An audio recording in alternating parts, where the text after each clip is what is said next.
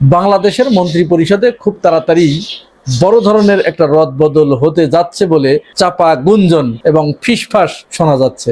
এখানে বেশ কয়েকজন মন্ত্রীর নাম উঠে এসেছে যারা তাদের ওই মন্ত্রণালয়ে ওই ফিল্ডে ভালো প্রতিভার স্বাক্ষর রাখতে পেরেছেন বলে মনে হচ্ছে না। আর এতেই প্রধানমন্ত্রী তারেক রহমান সিদ্ধান্ত নিয়েছেন এই মন্ত্রণালয় থেকে তাদেরকে সরিয়ে দিতে হবে। এটা ঈদের পরেই এই কার্যক্রম শুরু হতে পারে। স্বরাষ্ট্র মন্ত্রণালয়ে ফিরছেন সেই পুরনো ডন লুৎফুজ্জামান বাবর। হ্যাঁ, ঠিকই শুনছেন। যদি সত্যিই স্বরাষ্ট্র মন্ত্রণালয়ের মতো স্পর্শকাতর জায়গায় বাবর বসেন, তবে শুভেন্দুর দশা যে কি হবে তা ভেবেই এখন ঘামছেন দিল্লির কর্তারা। গুঞ্জন উঠেছে প্রধানমন্ত্রী তারেক রহমান এমন এক মেগা মন্ত্রিসভা সাজাচ্ছেন যার আকার এবং ধরন অতীতের সব রেকর্ড তো ভাঙবেই, সেই সাথে প্রতিবেশী রাষ্ট্র ভারতের জন্য এক চরম অস্বস্তিকর বার্তাও বয়ে আনবে। আসসালামু আলাইকুম প্রিয় দর্শক, পুরো ভিডিওটি শেষ পর্যন্ত দেখার অনুরোধ জানাচ্ছি। খুবই গুরুত্বপূর্ণ ভিডিও নিয়ে উপস্থিত হয়েছি, হাজির হয়েছি আপনাদের মাঝে। প্রিয় দর্শক শ্রোতা মণ্ডলী, গুঞ্জন শোনা যাচ্ছে স্বরাষ্ট্র মন্ত্রণালয়ের দায়িত্ব পেতে যাচ্ছে লুৎফুজ্জামান বাবর। হ্যাঁ, ঠিকই শুনেছেন। মাননীয় প্রধানমন্ত্রী তারেক রহমান লুৎফুজ্জামান বাবরের হাতেই নাকি স্বরাষ্ট্র মন্ত্রণালয়ের দায়িত্ব তুলে দিতে চান। এই গুঞ্জন ছড়িয়ে পড়ার পর থেকেই নয়াদিল্লির কপালে চিন্তার ভাঁজ পড়েছে। রীতিমতো কঠিন চিন্তায় ভারত। তার কারণ, এই লুৎফুজ্জামান বাবর একটা সময় ভারতকে নাড়িয়ে দিয়েছিল। প্রিয় দর্শক শ্রোতামণ্ডলী, নয়াদিল্লির ঘুম হারাম করেছিল যেই বাবর, সেই বাবর যদি আবারও স্বরাষ্ট্র মন্ত্রণালয়ের দায়িত্ব পায়, তাহলে সে ভারতের জন্য ভয়াবহ একটা রূপ ধারণ করবে অনেকেই মনে করছে। আপনারা কি মনে করেন অবশ্যই জানাবেন কমেন্টে। আপনারা আপনাদের ব্যক্তিগত অভিব্যক্তি কমেন্টে জানাবেন। মন্ত্রী পরিষদে বড় একটা পরিবর্তন আনতে যাচ্ছে মাননীয় প্রধানমন্ত্রী তারেক রহমান। বর্তমান যে মন্ত্রী পরিষদ, যে মন্ত্রী রয়েছে, মন্ত্রণালয়ের দায়িত্বে যারা রয়েছে, তারা নবীন, তরুণ, একেবারেই নতুন এই দায়িত্বে। এই জন্য নানা জটিলতায় পড়তে হচ্ছে বারংবার সরকারকে। দাপ্তরিক কাজে নানা ধরনের সমস্যার সম্মুখীন হতে হচ্ছে এবং এই সমস্যা কাটিয়ে উঠতেই এবং প্রশাসনকে শক্ত হাতে নিয়ন্ত্রণ করতেই, পরিস্থিতি সামাল দিতেই দরকার একটা কঠোর ব্যক্তি, একজন দক্ষ মানুষ। এবং কঠোর এবং দক্ষ এবং সাহসী কোনো ব্যক্তি থাকতে হলেই স্বরাষ্ট্র মন্ত্রণালয়ের জন্য উপযুক্ত ব্যক্তি লুৎফুজ্জামান বাবর অনেকে মনে করে। এবং মাননীয় প্রধানমন্ত্রী তারেক রহমানও তার কথাই ভাবছেন বলে জানা গেছে। কেন এই আলোচনা গুঞ্জন? চলুন কথা না বাড়িয়ে কয়েকটা বিশ্লেষণ এবং প্রতিবেদন দেখি, তারপরে কথা বলি। আশা করি সঙ্গে থাকবেন পুরো ভিডিওটি জুড়ে আপনারা আমাদের। বাংলাদেশের মন্ত্রী পরিষদে খুব তাড়াতাড়ি বড় ধরনের একটা রদবদল হতে যাচ্ছে বলে চাপা গুঞ্জন এবং ফিসফাস শোনা যাচ্ছে। এখানে বেশ কয়েকজন মন্ত্রীর নাম উঠে এসেছে যারা তাদের ওই মন্ত্রণালয়ে ওই ফিল্ডে ভালো প্রতিভার স্বাক্ষর রাখতে পেরেছেন বলে মনে হচ্ছে না।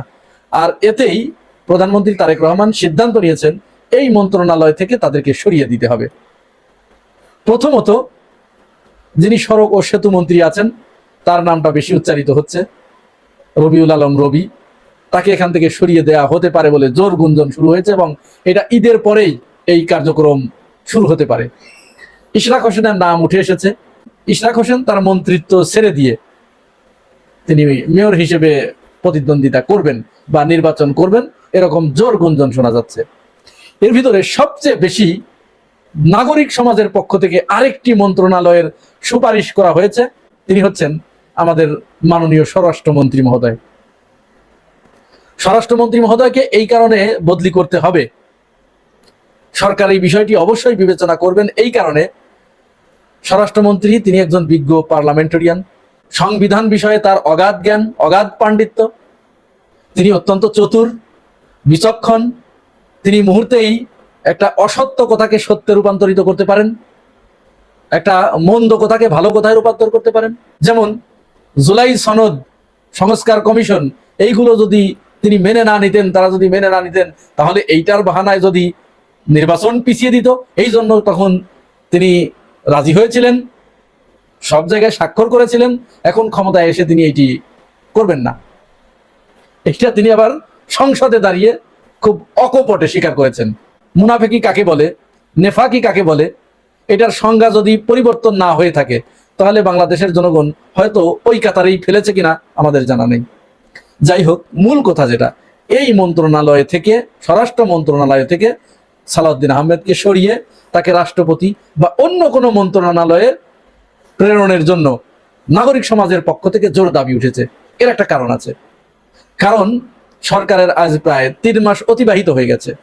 এই সময়গুলোতে স্বরাষ্ট্র মন্ত্রণালয় বিষয়ে স্বরাষ্ট্রমন্ত্রীর কোনো ব্রিফ নাই, কোনো উল্লেখযোগ্য তার পারফরমেন্স নাই, তার কোনো অ্যাক্টিভিটি নাই, তার কোনো চারিদিকে ছুটাছুটি নাই, দৌড়াদৌড়ি নাই, পুলিশদেরকে নিয়ে বসা নাই, পুলিশদের ডিরেকশন দেয়া নাই, কোনো কিছু নাই। এরকম উল্লেখযোগ্য তেমন কোনো কিছুই আমাদের চোখে পড়ছে না। আইন শৃঙ্খলা পরিস্থিতি এমন ভেঙে পড়েছে, অন্তর্বর্তীকালীন সরকারের সময়কেও হার মানিয়েছে।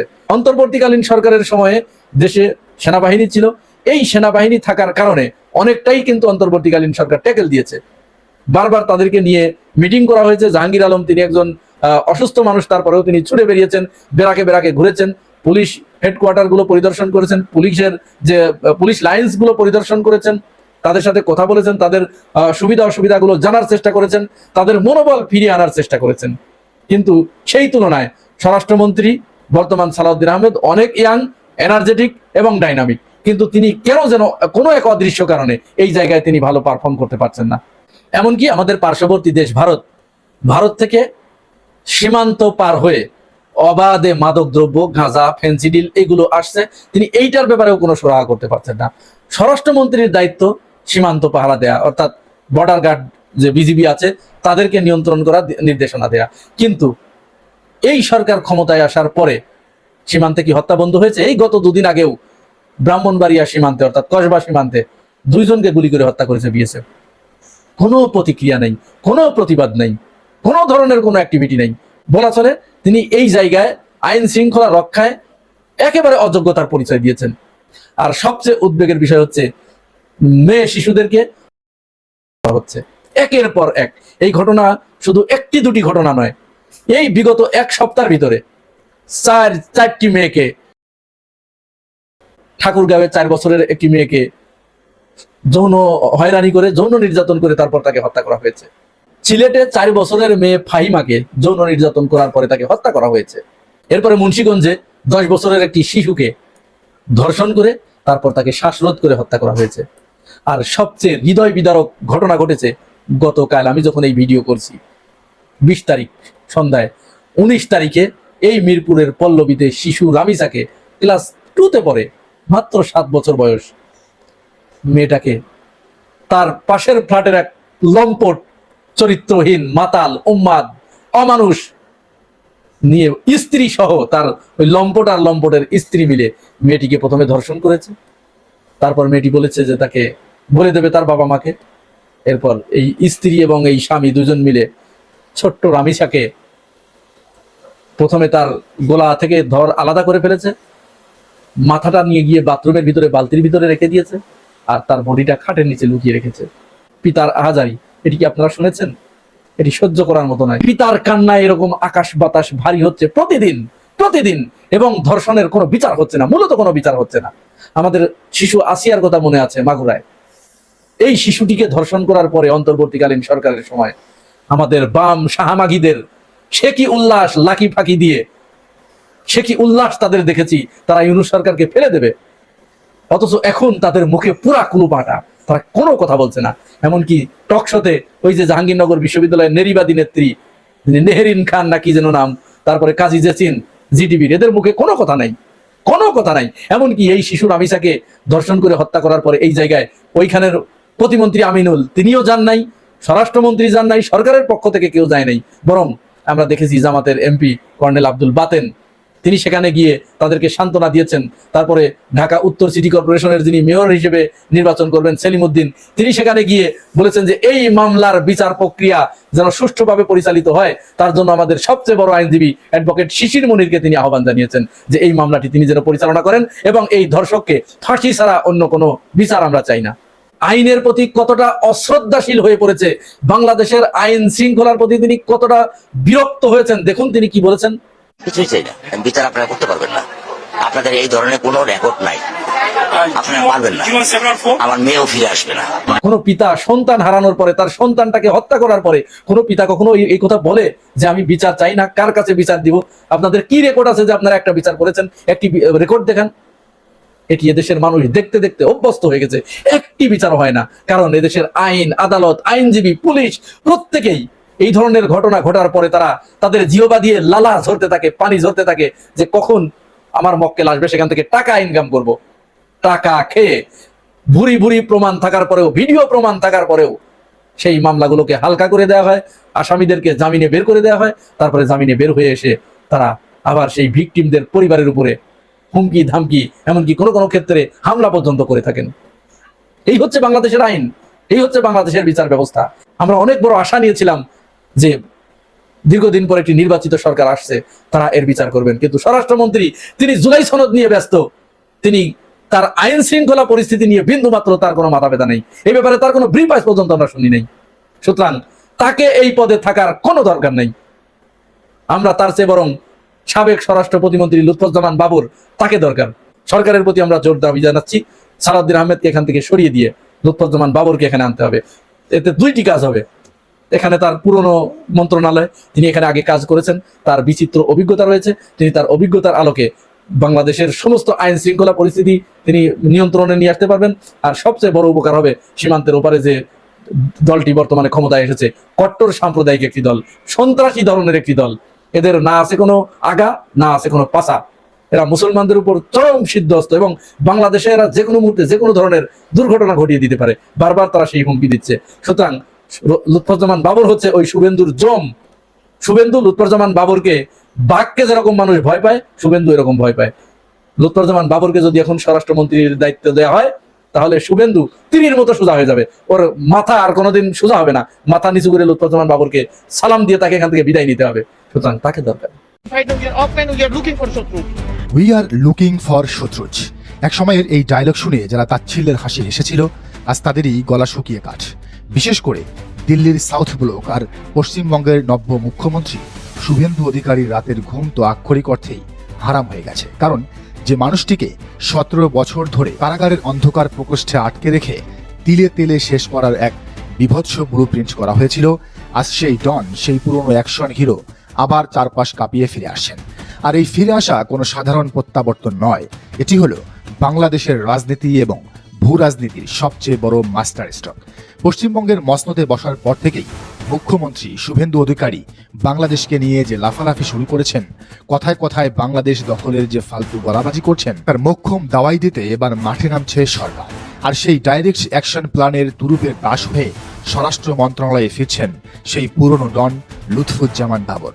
হ্যাঁ, ঠিকই শুনছেন। যদি সত্যিই স্বরাষ্ট্র মন্ত্রণালয়ের মতো স্পর্শকাতর জায়গায় বাবর বসেন, তবে শুভেন্দুর দশা যে কি হবে তা ভেবেই এখন ঘামছেন দিল্লির কর্তারা।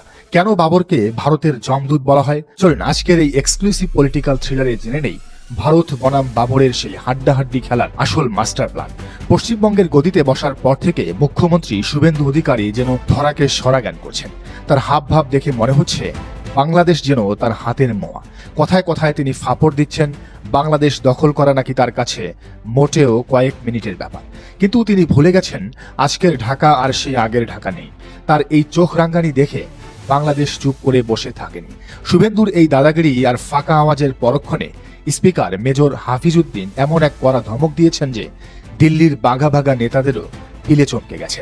তিনি একদম সাফ জানিয়ে দিয়েছেন, ভারত তো দূরের কথা, খোদ আমেরিকা বা ট্রাম্পেরও সাহস নেই এই দেশ দখল করার। ক্ষমতা থাকলে একবার এসে দেখাক না, চ্যালেঞ্জ ছুড়ে দিক না। তিনি বলেন এমন জুতাপেটা জবাব দেওয়া হবে যে শুভেন্দুর সব লাফালাফি একবারে চিৎপটাং হয়ে যাবে।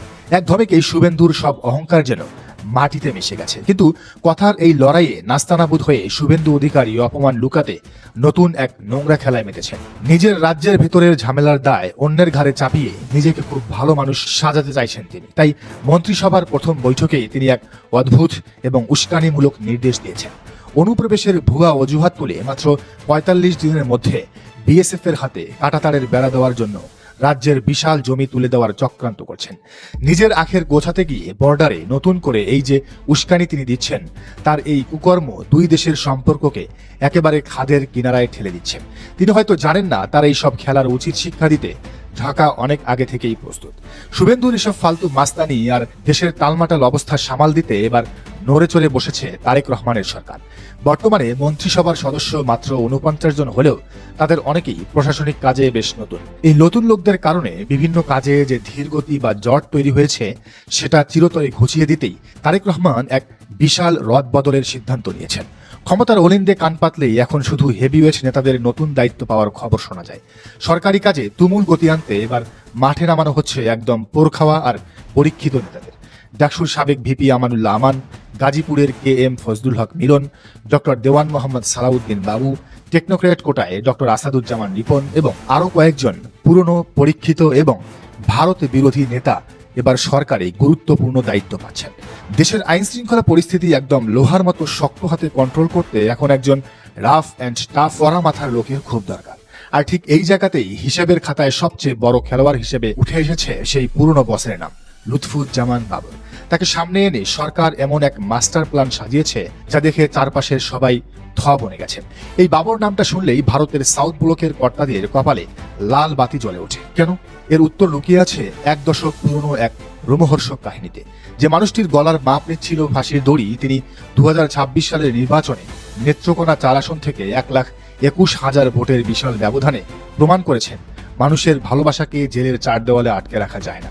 17টা বছর একটা 100 পাওয়ারের বাল্ব জ্বলা ছোট্ট অন্ধকার সেলে আটকে রেখে যাকে পাগল বানানোর চেষ্টা করেছিল আওয়ামী লীগ সরকার, তিনি আজ জেলের তালা ভেঙে সাদা দাড়ি আর সাদা পাঞ্জাবিতে আগের চাইতেও আরো বেশি তীক্ষ্ণ এবং চালাক হয়ে ফিরে এসেছেন। 80-র দশকের সাধারণ ক্যাসিও ঘড়ির ব্যবসায়ী থেকে 2001 সালে স্বরাষ্ট্র প্রতিমন্ত্রী হওয়ার পর তার স্টাইলটা একদম বদলে যায়। চোখে কালো চশমা, স্পাইক করা চুল আর জ্যাম কেয়ার ভাব তাকে রীতিমতো অ্যাকশন হিরো বানিয়ে দিয়েছিল। পাড়ার মাস্তানদের সাইজ করতে তিনিই গঠন করেছিলেন স্পেশাল ফোর্স র্যাব। তার দাপটে তখন সীমান্তের ওপারে BSF পর্যন্ত সবসময় ভয়ে তটস্থ থাকত। তবে ভারতের কাছে তিনি একেবারে আজরাইল হয়ে ওঠেন 2004 সালে সেই 10 ট্রাক অস্ত্র ধরার ঘটনার পর থেকে। ভারতের গোয়েন্দাদের দাবি, বড় বড় রাইফেল থেকে শুরু করে রকেট লঞ্চার সমেত এই বিশাল অস্ত্রের চালান মূলত ভারতের ভেতরে ঝামেলা করা উলফা দলের জন্যই আনা হয়েছিল। তাদের ধারণা, বাবর এমন এক বস লেভেলের মাথা যিনি রাষ্ট্রযন্ত্র ব্যবহার করে ভারতের 7টি রাজ্য বা 7 সিস্টার্সে একেবারে আগুন ধরিয়ে দেওয়ার ব্লু প্রিন্ট এঁকেছিলেন। সেই দিন থেকে ভারতের চোখে বাবর মানে এক বিশাল বিপদের নাম, এক অলঙ্ঘনীয় রেড লাইন। বর্তমানে স্বরাষ্ট্র মন্ত্রণালয়ের মূল দায়িত্বে রয়েছেন দাপুটে নেতা সালাউদ্দিন আহমেদ। তাই অনেকেই মনে করেন বাবর মন্ত্রিসভায় ফিরলেও হয়তো শুরুতেই একেবারে ফুল পাওয়ার নিয়ে স্বরাষ্ট্রমন্ত্রী হবেন না। তবে বিশ্বস্ত সূত্রগুলো বলছে বাবরকে স্বরাষ্ট্রমন্ত্রী করার আগে সালাউদ্দিন আহমেদকে রাষ্ট্রপতি বা অন্য কোনো বড় পদে বসানো হতে পারে। আর যদি সত্যি বাবর এই মন্ত্রণালয়ের বড় কোনো জায়গায় বসেন, তবে শুভেন্দুর এই বর্ডারের সব চালবাজি একেবারেই চিটপটাং হয়ে যাবে। বর্ডার কন্ট্রোলের পুরনো বস যখন নিজের ফর্মে ফিরবেন, তখন শুভেন্দুকে যে একেবারে দৌড়ের উপরে থাকতে হবে এটা একেবারে পাক্কা। বাবরের মতো রাফ অ্যান্ড টাফ নেতার সাথে পাঙ্গা নেওয়া যে মোটেও ছেলে খেলা নয়, সেটা শুভেন্দু খুব ভালো করেই টের পাবেন। এর পাশাপাশি ভারত এখন আরো বিশাল স্ট্র্যাটেজিক ধাক্কা খাচ্ছে।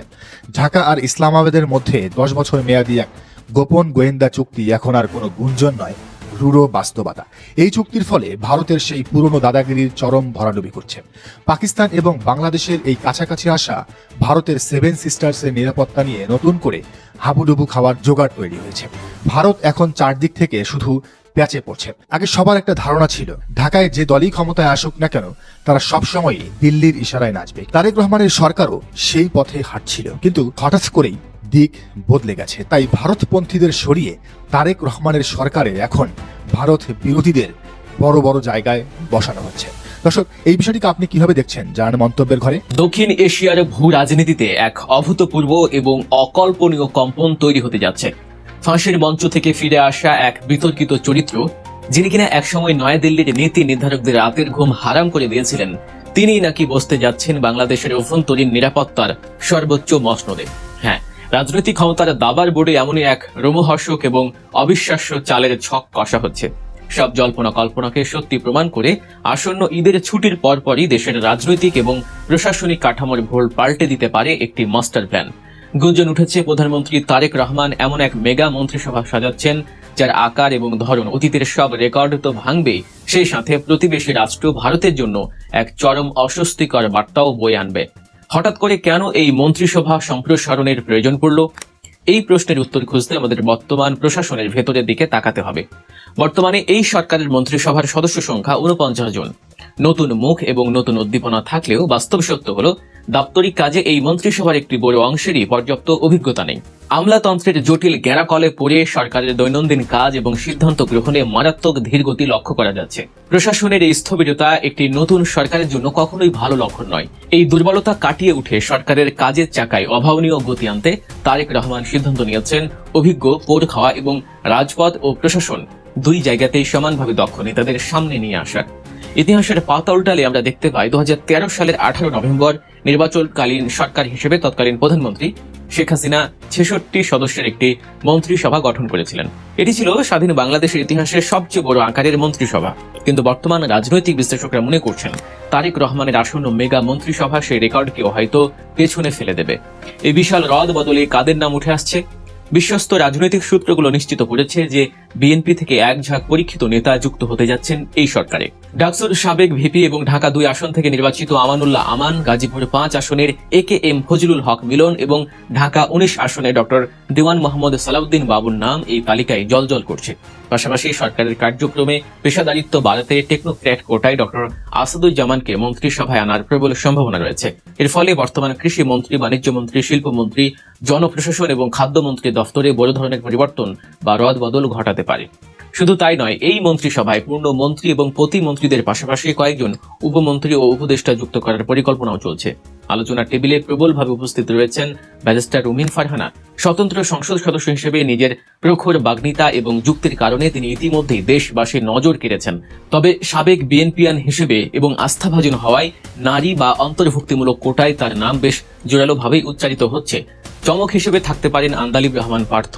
যদিও জুলাই বিপ্লব এবং অভ্যুত্থান নিয়ে করা কিছু মন্তব্যের কারণে সম্প্রতি তিনি তীব্র সমালোচনার শিকার হয়েছেন এবং তার ইমেজে কিছুটা ভাটা পড়েছে। তবুও রাজনৈতিক ভারসাম্য রক্ষায় তার অন্তর্ভুক্তি নিয়ে দলের নীতি নির্ধারক পর্যায়ে গভীর আলোচনা চলছে। সেই সাথে বিএনপির শীর্ষ পর্যায় থেকে ডক্টর খন্দকার মোশাররফ হোসেন, ডক্টর আব্দুল মঈন খান, গয়েশ্বর চন্দ্র রায় এবং বেগম সেলিমা রহমানের মতো হেভিওয়েট নেতাদের নামও বাতাসে ভাসছে। তবে এই পুরো রদ বদলের খবরের মাঝে সবচেয়ে বড়, সবচেয়ে ভয়ঙ্কর এবং আন্তর্জাতিক রাজনীতির সবচেয়ে উত্তেজনাকর নাম হলো লুৎফুজ্জামান বাবর। একজন নেতার শুধু ফিরে আসাই নয়, বরং দেশের সবচেয়ে স্পর্শকাতর মন্ত্রণালয় স্বরাষ্ট্র মন্ত্রণালয়ে তার সম্ভাব্য প্রত্যাবর্তনের খবর পুরো দেশের রাজনৈতিক অঙ্গনে বোমার মতো ফেটেছে। কেন বাবরকে এই মুহূর্তে প্রয়োজন? বিগত সরকারের পতনের পর থেকে সারা দেশের আইন শৃঙ্খলা পরিস্থিতি মারাত্মকভাবে ভেঙে পড়েছে। পুলিশ এবং প্রশাসনের ভিতরে চেইন অফ কমান্ড এখনো পুরোপুরি স্থিতিশীল হয়নি। এই ভঙ্গুর প্রশাসনকে শক্ত হাতে নিয়ন্ত্রণ করতে তারেক রহমানের এখন এমন একজন লৌহ মানবের প্রয়োজন যিনি যেকোনো মূল্যে শৃঙ্খলা ফিরিয়ে আনতে পারবেন। আর এই ক্ষেত্রে লুৎফুজ্জামান বাবরের অতীত ইতিহাস তাকে সবচেয়ে যোগ্য প্রার্থী হিসেবে দাঁড় করায়। 2001 সালে খালেদা জিয়ার শাসন আমলে স্বরাষ্ট্র প্রতিমন্ত্রী হিসেবে বাবর যখন দায়িত্ব নেন, তখন তিনি হয়ে উঠেছিলেন প্রশাসনের অঘোষিত সম্রাট। তার ইশারায় দেশের পুলিশ, প্রশাসন এবং গোয়েন্দা সংস্থাগুলো উঠবাস করত। ক্ষমতার দম্ভে তিনি ছিলেন চরম বেপরোয়া। নিয়ম নীতি তোয়াক্কা না করে মেধা এবং যোগ্যতাকে সম্পূর্ণ পাশ কাটিয়ে শুধুমাত্র দলীয় আনুগত্যের ভিত্তিতে তিনি শত শত কর্মীকে বিসিএস ক্যাডার হিসেবে প্রশাসনের রন্ধ্রে রন্ধ্রে প্রবেশ করিয়েছিলেন। প্রকাশ্যে এমন নির্লজ্জ দলীয়করণের কারণে তিনি চরম বিতর্কিত হয়েছিলেন ঠিকই, কিন্তু একই সাথে নিজেকে একজন অপ্রতিরোধ্য এবং ভয়ঙ্কর ক্ষমতাধর ব্যক্তি হিসেবে প্রতিষ্ঠিত করেছিলেন। আজ যখন দেশের পুলিশ বাহিনীকে নতুন করে সাজানোর এবং কঠোর হাতে নিয়ন্ত্রণের প্রশ্ন উঠেছে, তখন বিশ্লেষকরা মনে করছেন বাবরের সেই আয়রন ফিস্ট বা লৌহ কঠিন নীতিরই দ্বারস্থ হতে যাচ্ছেন তারেক রহমান। কিন্তু বাবরকে স্বরাষ্ট্র মন্ত্রণালয়ে বসানোর এই গুঞ্জন কেন দেশের গণ্ডি পেরিয়ে দিল্লিতেও চিন্তার ভাঁজ ফেলেছে? এর পেছনে লুকিয়ে আছে এক হিমশীতল ইতিহাস। তারেক রহমান যদি সত্যি বাবরকে এই পদে বসান, তবে তা ভারতের কাছে একটি সুস্পষ্ট এবং কঠোর বার্তা হিসেবেই গণ্য হবে। অবশ্য রাজনৈতিক বিশ্লেষকদের একটি অংশ মনে করেন, যেহেতু বর্তমানে বিএনপির অত্যন্ত প্রভাবশালী নেতা সালাউদ্দিন আহমেদ স্বরাষ্ট্র মন্ত্রণালয়ে দায়িত্বে আছেন, তাই বাবরকে হয়তো সরাসরি পূর্ণমন্ত্রীর দায়িত্ব দেওয়া হবে না। তবে তাকে যদি উপস্বরাষ্ট্রমন্ত্রী বা এই মন্ত্রণালয়ের সমপর্যায়ের কোনো নীতি নির্ধারণী পদেও বসানো হয়, তবুও প্রশাসনের উপর তার যে প্রভাব তৈরি হবে তা সামাল দেয়া অনেকের জন্যই কঠিন হয়ে দাঁড়াবে। এখন দেখার বিষয় তারেক রহমান আসলে কি সিদ্ধান্ত নেন। দেশের অভ্যন্তরীণ আইন শৃঙ্খলা পরিস্থিতি কঠোর হাতে নিয়ন্ত্রণ করার তাগিদে তিনি কি ভারতের রক্তচক্ষুকে অপেক্ষা করার মতো বিশাল রাজনৈতিক ঝুঁকিটি নেবেন? একজন বিতর্কিত কিন্তু ভীষণ দেশপ্রেমিক প্রভাবশালী নেতাকে দিয়ে কি প্রশাসনকে পুনর্গঠন করা সম্ভব? দর্শক, আজকের এই রোমহর্ষক রাজনৈতিক সমীকরণ নিয়ে আপনাদের বিশ্লেষণ কি? তারেক রহমানের কি উচিত হবে লুৎফুজ্জামান বাবরকে স্বরাষ্ট্র মন্ত্রণালয়ের মতো গুরুত্বপূর্ণ পদ এবং স্পর্শকাতর দায়িত্ব অর্পণ করা? ভারত বিরোধী এই শক্ত অবস্থান কি বাংলাদেশের ভূ রাজনীতিতে ইতিবাচক নাকি নেতিবাচক প্রভাব ফেলবে? প্রিয় দর্শক শ্রোতা মণ্ডলী, দেখতে পারলেন ব্যক্তিগত মতামতটা অবশ্যই কমেন্টে জানাবেন। আপনারা কি বলবেন, আসলে কি বলার রয়েছে আপনাদের? লুৎফুজ্জামান বাবরের হাতে যদি স্বরাষ্ট্র মন্ত্রণালয়ের দায়িত্বটা দেওয়া হয় তাহলে দাদাবাবুদের ঘুম হারাম হয়ে যাবে, এটি সুনিশ্চিত বলা যায়। প্রিয় দর্শক শ্রোতা মণ্ডলী, ইতিমধ্যে এই গুঞ্জনটি ছড়িয়ে পড়ার কারণেই তাদের ঘুম হারাম হয়ে গেছে, অনেকে বলা বলি করছে। আপনারা কি মনে করেন, স্বরাষ্ট্র মন্ত্রণালয়ের জন্য কি উপযুক্ত ব্যক্তি মনে করছেন লুৎফুজ্জামান বাবরকে? আপনারা আপনাদের মতামতটা কমেন্টে জানাবেন। আপনারা কি মনে করেন, মাননীয় প্রধানমন্ত্রী তারেক রহমানের কি উচিত হবে লুৎফুজ্জামান বাবরের হাতে স্বরাষ্ট্র মন্ত্রণালয়ের দায়িত্বটা তুলে দেওয়া? তবে বর্তমানে স্বরাষ্ট্র মন্ত্রণালয়ের দায়িত্বে আছেন বিএনপির প্রভাবশালী নেতা সালাউদ্দিন আহমেদ। স্বরাষ্ট্রমন্ত্রী হিসেবে তিনিই থাকবেন, তবে উপমন্ত্রী হিসাবে নিযুক্ত করা হতে পারে আমাদের লুৎফুজ্জামান বাবর সাহেবকে। প্রিয় দর্শক শ্রোতা মণ্ডলী, আপনারা কি বলতে চান অবশ্যই সেটি কমেন্ট করে লিখে জানাবেন আপনাদের মূল্যবান মতামতটি। আপনারা কি মনে করেন, মাননীয় প্রধানমন্ত্রী তারেক রহমানের কি উচিত হবে লুৎফুজ্জামান বাবরকে স্বরাষ্ট্র মন্ত্রণালয়ের দায়িত্ব দেওয়া? স্বরাষ্ট্র মন্ত্রণালয়ের এই প্রভাবশালী গুরুত্বপূর্ণ দায়িত্বটি আপনারা কি মনে করেন সঠিকভাবে পালন করার জন্য যোগ্য ব্যক্তি লুৎফুজ্জামান বাবর? অবশ্যই জানাবেন আপনাদের মতামতটা কমেন্ট করে। ভিডিওটি শেষ পর্যন্ত দেখার জন্য ধন্যবাদ জানাচ্ছি। আমাদের চ্যানেলে নতুন হয়ে থাকলে অবশ্যই চ্যানেলটি সাবস্ক্রাইব করে পাশে থাকা বেল বাটনটি ক্লিক করে রাখবেন পরবর্তী আপডেট পাওয়ার জন্য। আজকের মতো এ পর্যন্তই। আল্লাহ হাফেজ। আসসালামু আলাইকুম ওয়া রাহমাতুল্লাহি ওয়া বারাকাতুহু।